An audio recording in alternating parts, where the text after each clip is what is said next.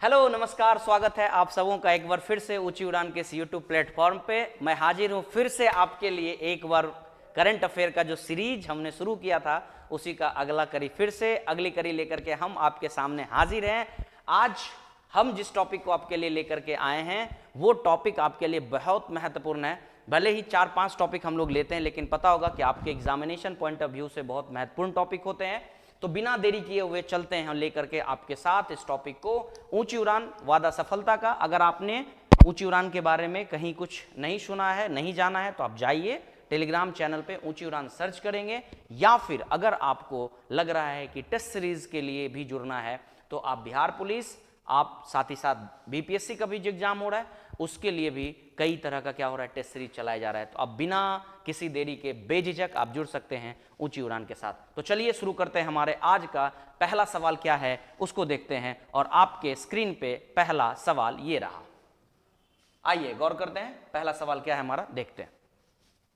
संयुक्त राष्ट्र सतत विकास समाधान नेटवर्क की 10वीं सतत विकास रिपोर्ट के अनुसार भारत के सतत विकास लक्ष्य सूचकांक 2025 में 193 देशों में कौन सा स्थान हासिल है? तो यह स्थान कौन सा हो जाएगा? 99वां स्थान हो जाएगा। यानी कहने का मतलब क्या है कि सतत विकास सूचकांक क्या होता है कि आप लगातार अपने विकास को जारी रखेंगे बिना किसी इन्वायरमेंट को डैमेज किए, बिना किसी मतलब आने वाला जो हमारा जनरेशन है उसको किसी तरह से मतलब बिना लाभान्वित किए हुए आपको उनके लिए ध्यान में रख करके डेवलपमेंट करना होगा।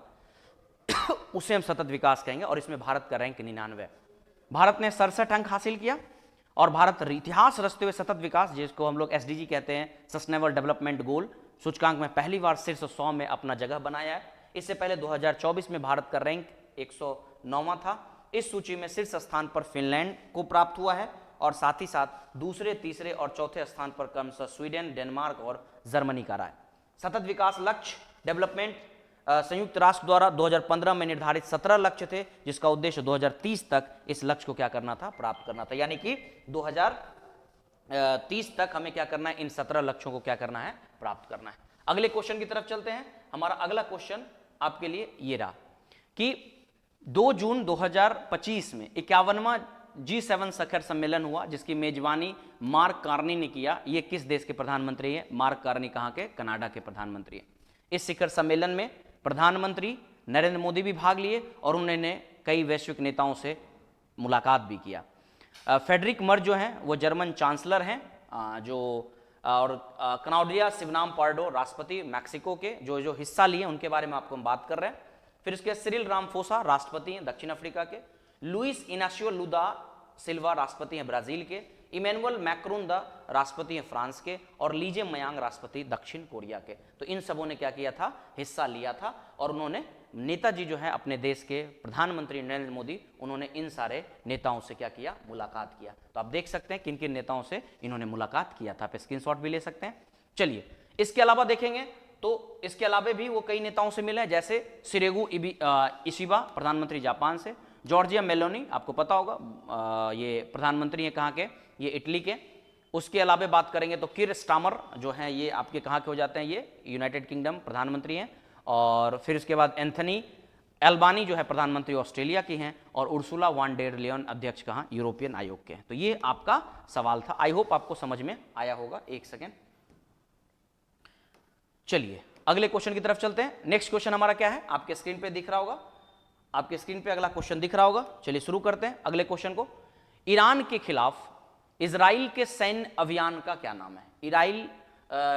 इजराइल ने क्या किया, सैन्य अभियान किया है। अभी पता होगा कि जो वॉर चल रहा है उस वॉर में ईरान ने क्या किया है कि ईरान और इजराइल के बीच में लड़ाई चल रहा है, तो इसमें ईरान के खिलाफ इजराइल के सैन्य अभियान का नाम क्या है? तो इसका है उभरता हुआ शेर। आप देख सकते हैं इजराइल ने ईरान के खिलाफ सैन्य अभियान शुरू किया है, जिसमें परमाणु सुविधाओं, बैलिस्टिक मिसाइल, इन सारे चीज़ों को, और खास करके ईरान के मिसाइल कारखानों और सैन्य कमांडरों को क्या किया है, निशाना बनाया। इस ऑपरेशन का नाम राइजिंग लायन है, जो कि कहा जाता है कि ताकत और जीत का प्रतीक होता है, और यह बाइबल में भी इसके लिए एक प्रतीक माना गया है। तो उसी से यह संबोधित करते हुए, इसी से वो प्रभावित होकर के इसने इसकी शुरुआत की है।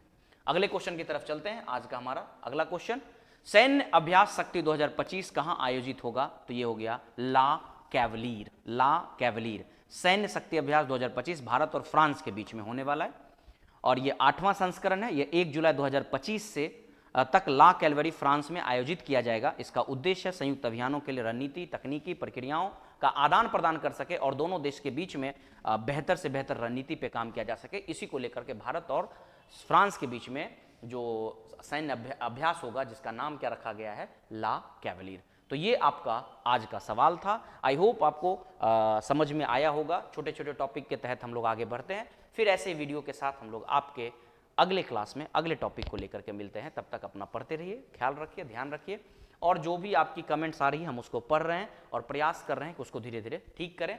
बहुत जल्द तो ठीक कर पाना मुश्किल नहीं है क्योंकि जो एक बन गया रिदम, लेकिन हाँ प्रयास करने का हम लोग कोशिश और बेहतर तरीके से करेंगे। फिर मिलते हैं अगले वीडियो में, तब तक के लिए धन्यवाद। ऊंची उड़ान, वादा सफलता का।